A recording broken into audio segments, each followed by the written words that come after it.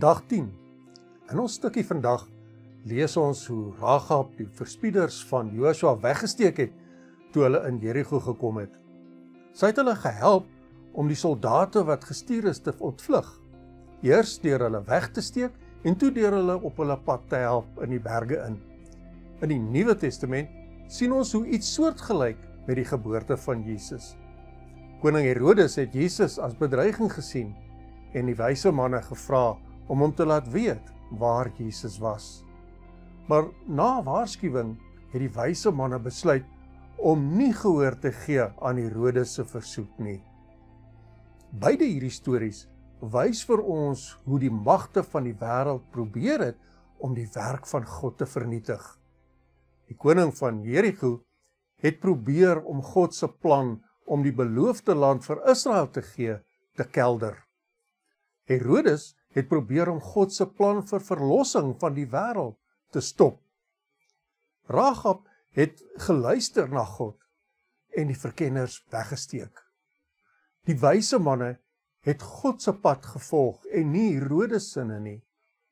Josef en Maria het gehoorsaam aan Egipte toe gevlug om Jesus te red uit die kloue van Herodes se soldate.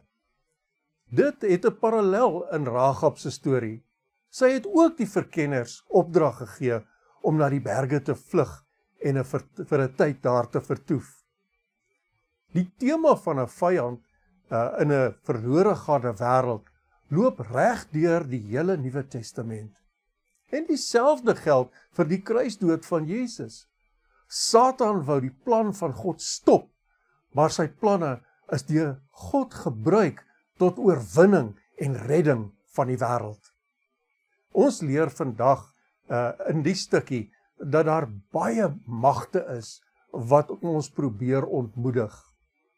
En dit kom in die vorm van onder meer vrese, teestand, of selfs mense wat ons teenstaan en manipuleer. Ons hoef nie bang te wees vir hierdie tipe weerstand nie. God is besig om sy planne te laat realiseer. Wanneer ons gehoorsaam is en sy plan volg, sal hy die nodige beskerming en leiding gee. Kom ons bid saam.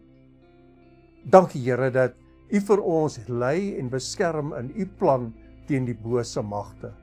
Help ons om gehoorsaam te wees. En al is die druk van die wêreld so groot, ons wandel in vertroue op U, want U sal ons nooit verlaat nie. Amen.